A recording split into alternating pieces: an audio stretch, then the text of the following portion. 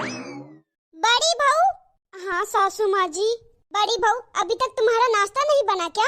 सभी लोग टेबल पर बैठ गए हैं नाश्ता करने के लिए। बस बन गया है सासू माँ जी, अभी लेके ही आ रही थी मैं नाश्ता। ठीक है, जल्दी लेके आओ। पता नहीं क्या करती रहती है सुबह से। मैं भी अकेले कितना करूं? ये काजल पता नहीं कहाँ रह गई। अभी तक इसका शादी का खुमार उतरा नहीं है लगता है। शादी के 2.5 महीने हो गए हैं, फिर भी महारानी किचन में आती ही नहीं है। हाँ? और ना ही किसी काम में मेरी मदद करती है।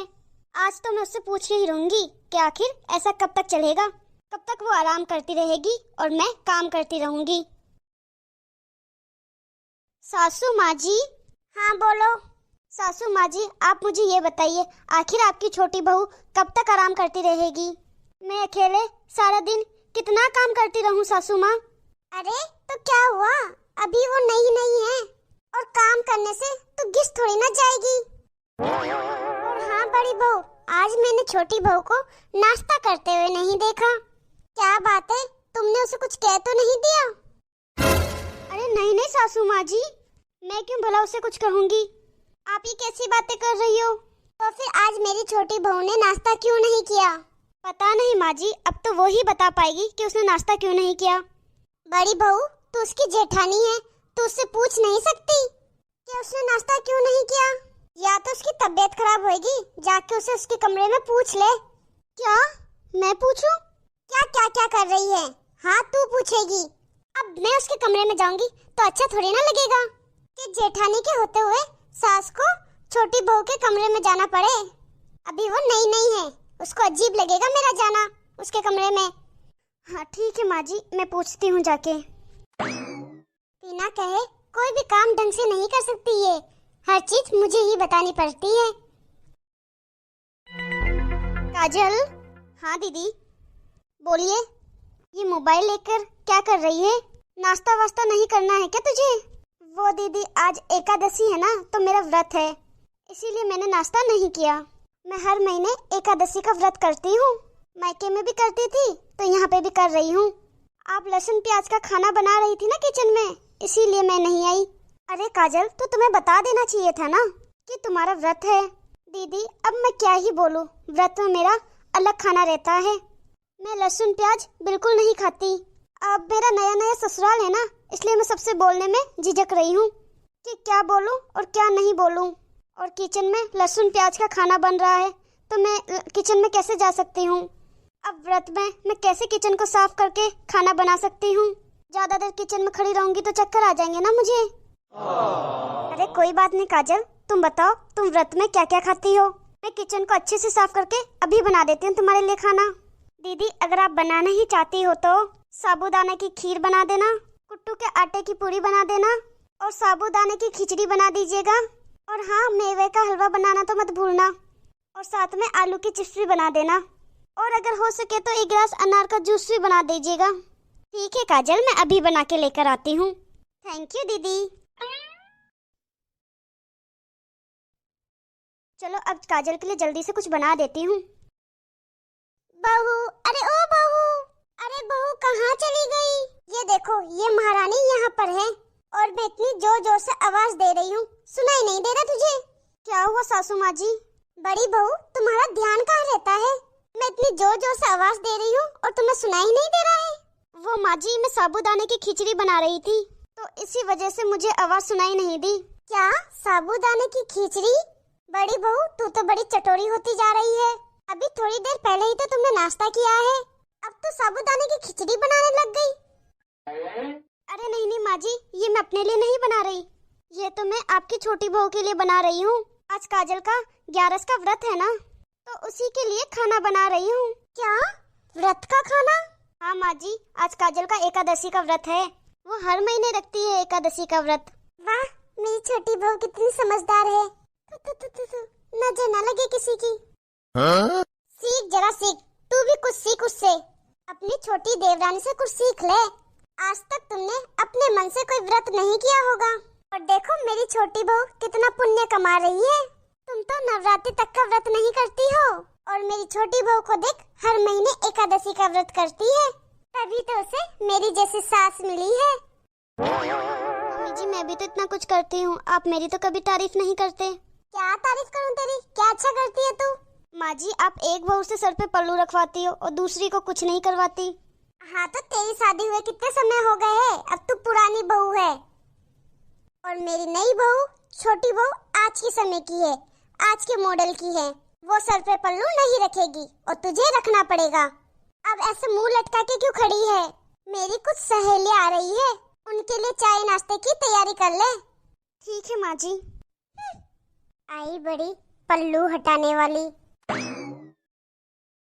हेलो, हाँ माँ बोलो, फोन किया था आपने? हाँ बेटा मैं तुझे कब से फोन लगा रही हूँ, हमेशा नॉट रीचेबल बताता रहता है। क्या हुआ माँ, कोई जरूरी काम था? अरे नहीं नहीं मम्मी, मैं तो मोबाइल में गेम खेल रही थी, तभी आपका फोन आया तो मैंने सोचा फ्री बैठी हूँ तो आपसे बात कर लेती हूँ। और बता बेटा घर में सब कैसे हैं? सब ठीक है मम्मी, आप बताइए वहाँ सब कैसे हैं? यहाँ भी सब बढ़िया है बेटा। और तू बता तेरी जेठानी और सास, उन लोगों की क्या हाल चाल है? ठीक तो रहती है ना तेरे साथ? क्या सास और जेठानी, उनके बारे में आप पूछ रही हो? हाँ बेटा क्या हुआ, कोई बात हुई है क्या? सच में माँ एक नंबर की बेवकूफ जेठानी मिली है मुझे। इतनी बेवकूफ की क्या बताऊँ मैं आपको। जानती हो मम्मी आज मेरा व्रत का खाना खाने का बहुत मन था, जरा सा मैंने जेठानी को झूठ क्या बोल दिया कि आज मेरा एकादशी का व्रत है। वो तुरंत मेरे लिए व्रत की थाली बनाने में जुट गई। वो बेचारी रसोई में लगी हुई है और मैं आपसे यहाँ कमरे में बात कर रही हूँ, जबकि मेरी सास ने आज गोभी की सब्जी और मक्की की रोटी बनवाई थी मेरी जेठानी से। और मम्मी आपको तो पता ही है ना, मुझे गोभी की सब्जी बिल्कुल पसंद नहीं है और मक्की की रोटी अच्छी मेरे को बिल्कुल पसंद नहीं है, इसीलिए आज मुझे खाना खाने का बिल्कुल ही मन नहीं था।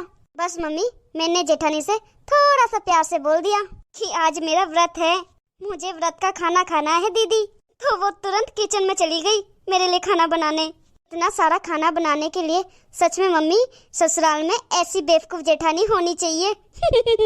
तभी तो खाने में और पागल बनाने में मजा आएगा। बैठे बैठे सब कुछ मिल जाए तो बात ही अलग है। इतनी बेवकूफ है मेरी जेठानी, छोटे हो या बड़े हो सबसे पूछ पूछ के खाना बनाती है कि किसको क्या खाना है।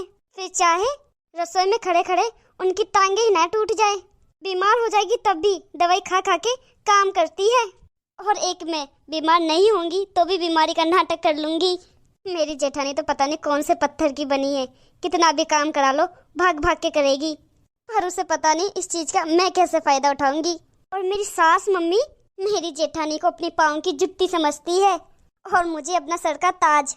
मेरी जेठानी को तो ऐसे दबा के रखती है, उनसे ढंग से बात तक नहीं करती, मुझे तो पलकों में बिठा के रखती है, सर का ताज बना के रखती है। और वजह पता है मम्मी आपको? तुम्हारे दिए हुए तोहफे, महंगी महंगी साड़ियाँ, महंगे महंगे गहने, और पिछले बार पद फेरे में आपने जो सोने का सिक्का दिया था ना, उसका तो गुणगान पूरे मोहल्ले में पूरे रिश्तेदारों में गाती रहती है। अरे वाह बेटा, तब तो ऐसी जेठानी से बना के रखना जो कुछ भी कहने से झट से काम कर लेती है। एक काम करना, तू अपनी पहनी हुई साड़ियों को अपनी जेठानी को गिफ्ट कर दिया करना, वो पाकर बहुत खुश हो जाएगी। वो खुश तो तू खुश। हाँ मम्मी, और वैसे भी बेटा वो तो गरीब घर से है ना, तो उसे तो तू कुछ भी देगी तो वो वैसे ही खुश हो जाएगी। वो तो तेरी उतरन से ही खुश हो जाएगी, तेरे सारे काम वो बिना बोले ही कर लिया करेगी। बेटा जैसा तू बता रही है ना कि इतनी बेवकूफ है तेरी जेठानी, तब तो तेरे लिए बहुत अच्छा है। कल को तेरे बच्चे होंगे ना तो तुझे टेंशन लेने की कोई जरूरत ही नहीं होगी, वो ही उनको पाल पोस कर बड़ा कर देगी।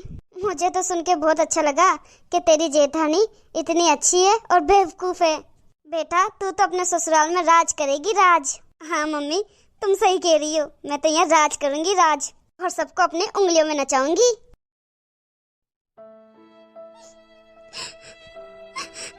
आखिर मेरे साथ ही ऐसा क्यों होता है? मैं जिसके साथ अच्छा करना चाहती हूँ वही मेरा फायदा उठाता है। इस घर में आए हुए मुझे 5 साल हो गए हैं। मैंने सोचा था मैं अपने व्यवहार से सबको अपना बना लूंगी, सोचा था सास ससुर को अपना माँ बाप और देवर को भाई बना के रखूंगी। यहाँ तक कि मेरी कोई बहन नहीं थी, मेरी देवरानी आई तो मैंने सोचा उसे मैं अपनी छोटी बहन बना के रखूंगी। सोचा था अपनी बहन समान देवरानी से अपना सारे दुख सुख बांटूंगी, लेकिन ऐसी देवरानी से सुख दुख बांटना ही क्या। सासू माँ ने देवरानी की तारीफ कर करके देवरानी को सर पे चढ़ा रखा है। कभी भी कोई काम करने के लिए उसे नहीं बोलती है, हमेशा मुझे ही काम करने के लिए कहती रहती है।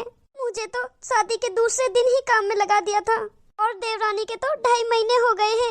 उसे तो किसी काम में हाथ तक नहीं लगाने देते। लोग सच ही कहते हैं कि सीधे लोगों को बेवकूफ बनाया जाता है। कोई बेवकूफ बन रहा है तो इसका मतलब ये नहीं है कि उसे तुम बार बार बेवकूफ बनाते रहे। बस अब नहीं। आखिर मैं कब तक दबके रहूंगी? मैं भी इस घर की बड़ी बहू हूँ। जो सम्मान छोटी बहू को मिलता है वो मुझे क्यों नहीं? दीदी दीदी दीदी, मेरा व्रत का खाना बन गया क्या? बताओ ना दीदी, मुझे बहुत भूख लगी है। मुझे तो लगा आप मेरा खाना मेरे कमरे में लेके आओगी। काजल, आज दिन तक तो तुमने कोई व्रत किया नहीं। 2.5 महीने हो गए ना तुम्हारे यहाँ आए हुए। मैंने तो नहीं देखा कि तुमने कभी 11 का व्रत रखा है। फिर आज 11 का व्रत कैसे शुरू कर दिया? आगे से तुम मेरे साथ ऐसा मजाक कभी मत करना। व्रत का खाना सब मैं खाऊंगी। अगर तुम्हें ज्यादा भूख लगी है तो खुद बना के खा लो। और एक बात और दिमाग में बिठा लो, आज से दोपहर का खाना तुम बनाओगी और रात का खाना मैं बनाऊंगी, समझी? और वैसे भी तुम्हारी शादी को 2.5 महीने हो गए हैं। अच्छे से घूम के हनीमून भी बना लिया है तुमने। अब तुम्हें रसोई से कोई परहेज नहीं होना चाहिए, यहाँ तक कि कोई भी काम से परहेज नहीं होना चाहिए। ये बड़ी बहू को क्या हो गया? इतनी जोर जोर से क्यों चिल्ला रही है? देखो ना सासू माँ, ये दीदी मुझ पे चिल्ला रही है। मैं घर पे छोटी हूँ तो क्या मुझ पे चिल्लाएगी? बड़ी बहू, ये कौन सा तरीका हुआ छोटी बहू से बात करने का? बेचारी नई नहीं है तो तुमने क्या समझ रखा है? तू क्या सोच रही है ये अकेली है? मैं इसके साथ खड़ी हूँ। तुम्हें ज्यादा हुक्म चलाने की जरूरत नहीं है मेरी छोटी बहू पे। अभी इसकी सास जिंदा है। तुम ज्यादा सास मत बनो। यहाँ जैसा होता आया है वैसा ही चलेगा। ये घर मेरा है तो यहाँ सिर्फ मेरी ही चलेगी। सासू माँ जी, माना कि ये घर मेरा नहीं है, लेकिन ये घर कायदे से आपका भी नहीं है और ना ही आपकी छोटी बहू का है। जैसे मैं इस घर की बहू हूँ ना, वैसे आप भी इस घर की बहू हो। और सारी बहुओं के लिए नियम एक जैसा होना चाहिए। मैं पिछले 5 सालों से इस घर के सारे काम करती आ रही हूँ। अब मेरी देवरानी को भी इस घर के सारे काम करने चाहिए। हम दोनों का काम आधा आधा बट जाना चाहिए। आखिर कब तक मैं ही करती रहूंगी इस घर में काम? इसलिए दिन का खाना छोटी बहू बनाएगी आपकी और रात का खाना मैं बनाऊंगी और बाकी काम भी सारा आधा आधा बांट देंगे हम दोनों। अरे क्या हुआ? क्या मीटिंग चल रही है तुम सबकी? इतनी जोर जोर से आवाजें आ रही है जो। बेटा देख ले तेरी बीबी को कैसे मेरे सामने मुंह चला रही है। भूल गई है तेरी बीबी कि मैं सास हूँ, वो बहू है। सास हो तो दोनों की हो, मेरे अकेले की नहीं हो। देख बेटा देख कैसे जबान लड़ा रही है तेरी पत्नी। इसको समझा दे तू, वरना मुझे 2 मिनट नहीं लगेंगे इसको घर से बाहर निकालने में। तेरी बीबी घर के नियम कानून बदलने चली है। माँ एकदम सही तो कह रही है वो। मेरी मानो तो वो बिल्कुल सही कह रही है। एक एक बात सही है उसकी। जब आपकी दोनों बहुएं इस घर की बहू है तो नियम कानून दोनों के लिए एक जैसे होने चाहिए। दोनों को मिलकर काम करना चाहिए। अब माँ, आपके 2 बेटे हैं, एक बेटा कमाएगा और एक घर में बैठा रहेगा तो अच्छा लगेगा क्या आपको? नहीं ना। वैसे दोनों बहुओं का भी ऐसा ही फर्ज होता है। घर का काम मिल बांट के ही करना होगा उन दोनों को। मेरे तो ये समझ नहीं आ रहा कि लड़ाई किस बात की है। माँ, इतने सालों से आपकी बड़ी बहू ही तो आपकी सेवा करती आ रही है। आपकी सेवा में आपकी बड़ी बहू ने कभी कोई कमी नहीं रखी। माँ, आप किसी एक का पक्ष मत लीजिए, वरना मुझे ऐसा लगेगा आप दोनों बहुओं में नहीं, दोनों बेटों में भेदभाव कर रही हो। नहीं नहीं बेटा, आगे से ऐसा नहीं होगा। आज बेटा तूने मेरी आंखें खोल दी है। मुझे अपनी गलती का एहसास हो गया है। बड़ी बहू मुझे माफ कर दे बहू। तुम सही कह रही थी बहू, मुझे भेदभाव नहीं करना चाहिए। और छोटी बहू, आज से तुम अपनी जिम्मेदारियाँ खुद संभालो। समझी? चल बड़ी बहू, आज खाना यही बनाएगी। हाय दैया, मर गई। जेठानी को सीधा समझ के बहुत बड़ी गलती कर ली मैंने। ये तो बड़ी चंट निकली। तो हेलो गाइस, कैसी लगी आपको हमारी ये वीडियो? तो हमें कमेंट बॉक्स में कमेंट करके जरूर बताना। और अच्छी लगी हो तो लाइक शेयर जरूर कर देना। और ऐसी ही वीडियो बार बार आपके सामने आती रहे तो सब्सक्राइब करना मत भूलना। वीडियो का नोटिफिकेशन पाने के लिए बेल आइकन दबाना मत भूलना। वीडियो को अंत तक देखने के लिए बहुत बहुत धन्यवाद। मिलते हैं अगले वीडियो में, जब तक आप खुश रहिए और अपना ध्यान रखिए।